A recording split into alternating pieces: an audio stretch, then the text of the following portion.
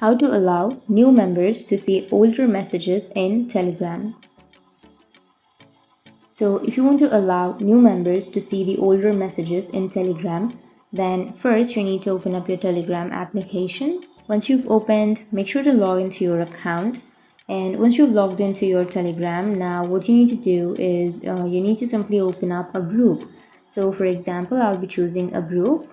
Once you've chosen a group, now you can go for the upper right or the upper side of your screen and tap on the group. And once you're on the group, go for the edit icon or the pencil shaped icon, which is on the upper right. And from here, you will have chat history. Tap on chat history and then you need to choose visible. So once you've chosen visible, here it says new members will see messages that were sent before they joined. So if you choose the visible option, then you will allow the new members to see older messages in Telegram.